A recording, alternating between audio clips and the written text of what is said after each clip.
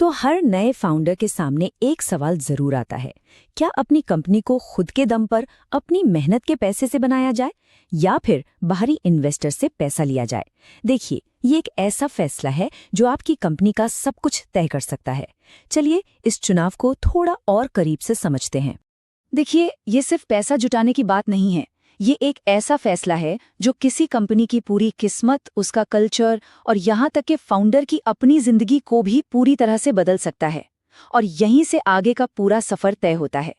खासकर आज के भारत के स्टार्टअप माहौल में, जहां सिर्फ तेजी से भागना ही काफी नहीं है, बल्कि समझदारी से और प्रॉफिट के साथ आगे बढ़ना जरूरी हो गया है, ये फैसला और भी अहम हो जाता है। अब माहौल ग्रोथ एट ऑल कॉस्ट से हटकर सस्टेनेबल स्केल की तरफ जा चुका है। तो सोचिए, एक फाउंडर एक ऐसे चौराहे पे खड़ा है जहां से दो रास्ते जाते हैं। एक रास्ता है जो थोड़ा धीमा है पर अपनी शर्तों पर चलने का है, और दूसरा एक तेज रफ्तार वाला सुपर हाईवे है। चलिए दोनों पर एक नजर डालते हैं। तो असल बात क्या है? ज्यादा मायने क्या रखता है, कंपनी पर अपना पूरा कंट्रोल या फिर मार्केट में सबसे तेज रफ्तार से आगे बढ़ना? वैसे आजकल एक यूनिकॉर्न यानी सिर्फ बड़ी वैल्यूएशन वाली कंपनी बनाने से ज्यादा इज्जत एक ज़ीब्रा बनाने में है। मतलब एक ऐसी कंपनी जो प्रॉफिटेबल हो और अपने पैरों पर मजबूती से खड़ी हो। और देखिए, दोनों रास्तों में फर्क जमीन आसमान का है। बूटस्ट्रैपिंग में ओनरशिप 100% बनी रहती है और सारा ध्यान प्रॉफिट कमाने पर होता है। वहीं दूसरी ओर वेंचर कैपिटल के रास्ते पर हर फंडिंग राउंड के साथ ओनरशिप कम होती जाती है और असली मकसद वैल्यूएशन बढ़ाकर एक बड़ा एग्जिट लेना बन जाता है। तो चलिए पहले रास्ते की बात करते हैं, बूटस्ट्रैपिंग। ये रास्ता है पूरी तरह से आज़ादी और आत्मनिर्भरता का। यहाँ पर गाड़ी का स्टीयरिंग व्हील पूरी तरह से फाउंडर के ही हाथ में होता है। इस रास्ते पर चलने का मतलब ये है कि हर फैसला फाउंडर का अपना होता है। कोई बोर्ड मीटिंग्स नहीं, इन्वेस्टर्स को जवाब देने का कोई प्रेशर नहीं। फोकस पूरा प्रोडक्ट और कस्टमर्स पर होता है और ग्रोथ की रफ्तार भी टिकाऊ होती है, जिसे आप खुद कंट्रोल करते हैं। अब आते हैं दूसरे रास्ते पर, वेंचर कैपिटल। ये एक सुपर हाईवे जैसा है जो आपको बहुत तेजी से बड़े स्केल तक पहुंचाने के लिए बनाया गया है। इसका सिर्फ एक ही मकसद है, रफ्तार, रफ्तार और रफ्तार। लेकिन इस सुपर हाईवे पर चलने की एक कीमत है, एक ऐसा टोल टैक्स जिसके बारे में कई नए फाउंडर्स को अंदाजा भी नहीं होता। वो क्या है? Equity dilution. चलिए समझते हैं कि ये काम कैसे करता है। जब कोई फाउंडर अपनी कंपनी शुरू करता है ना, तो वो 100% का मालिक होता है। हर शेयर, हर फैसला, सब कुछ उसका अपना होता है ना? एक बेहतरीन शुरुआत।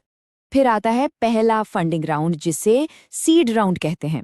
अब पैसा जुटाने के लिए फाउंडर को अपनी कंपनी का लगभग 15 से 20% हिस्सा इन्वेस्टर्स को देना पड़ता है, और अचानक से जो 100% ओनरशिप थी वो घटकर करीब 80% रह जाती है। और ये सिलसिला बस चलता ही रहता है। हर नए फंडिंग राउंड के साथ फाउंडर का हिस्सा और भी कम होता जाता है। कई बार तो सीरीज सी तक पहुंचते पहुंचते फाउंडर के पास सिर्फ 10% या उससे भी कम हिस्सेदारी बचती है, और यहीं से फाउंडर बर्नआउट का खतरा भी बढ़ जाता है। लेकिन रुकिए, सिक्के का एक दूसरा पहलू भी है। अगर फंडिंग से कंपनी की वैल्यू आसमान छू लेती है, तो यही डाइल्यूशन एक स्मार्ट मूव बन जाता है। सोच कर देखिए, 1 करोड़ रुपए की कंपनी के 100% मालिक होने से तो कहीं बेहतर है 100 करोड़ की कंपनी में 10% की हिस्सेदारी रखना, है ना?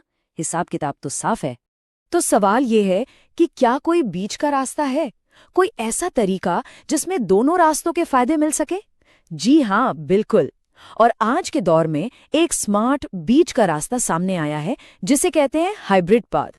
ये आज का गोल्ड स्टैंडर्ड माना जाता है। यानी शुरुआत में बिना अपनी हिस्सेदारी दिए सरकारी ग्रांट्स का इस्तेमाल करके अपने आइडिया को मार्केट में प्रूव करें, और जब प्रोडक्ट मार्केट में अपनी जगह बना ले, तब बड़े स्केल पर जाने के लिए वेंचर कैपिटल का पैसा उठाएं। आपको शायद यकीन ना हो, लेकिन भारत में नए एंटरप्रेन्योर्स के लिए काफी मुफ्त पैसा उपलब्ध है। स्टार्टअप इंडिया सीड फंड जैसी स्कीम्स प्रोटोटाइप बनाने के लिए जरूरी पैसा देती हैं, और इसके बदले में आपको कोई इक्विटी भी नहीं देनी पड़ती। ये सचमुच बिना किसी कीमत के शुरुआती पूंजी पाने जैसा है। तो एक फाउंडर के लिए सही रास्ता कौन सा है, इसका जवाब कैसे मिलेगा? चलिए इसका जवाब खोजने में मदद के लिए एक डिसीजन मेकिंग फ्रेमवर्क देखते हैं, जिसे हम फाउंडर का कंपास कह सकते हैं। किसी भी रास्ते को चुनने से पहले हर फाउंडर को खुद से ये 3 जरूरी सवाल पूछने चाहिए। अगर आपका मार्केट ऐसा है जहां एक ही विनर सब कुछ ले जाता है, तो शायद वीसी जरूरी है। अगर 12 महीने में प्रॉफिट बनाना मुमकिन है, तो बूटस्ट्रैपिंग बेहतर हो सकता है। और तीसरा सवाल, वो आपके व्यक्तित्व से जुड़ा है। और ये तीसरा सवाल शायद सबसे जरूरी है, क्या एक फाउंडर को प्रोडक्ट बनाने में, उसे बेहतर करने में जुनून मिलता है, या फिर टीम बनाने और इन्वेस्टर्स को मैनेज करने में? देखिए, बूटस्ट्रैपिंग का रास्ता मेकर्स के लिए है, जबकि वीसी फंडेड सफर मैनेजर्स के लिए। ये सिर्फ बिजनेस का डिसीजन नहीं, ये एक लाइफस्टाइल का चुनाव भी है। अगर इस विषय में और गहराई से जानना है, तो ये कुछ कमाल के रिसोर्सेज हैं। स्टार्टअप इंडिया का लर्निंग प्रोग्राम आपको फंडिंग की कानूनी बारीकियों को समझने में मदद करेगा, और इक्विटी डाइल्यूशन कैलकुलेटर से आप ये अंदाजा लगा सकते हैं कि भविष्य में आपकी ओनरशिप कैसी दिख सकती है।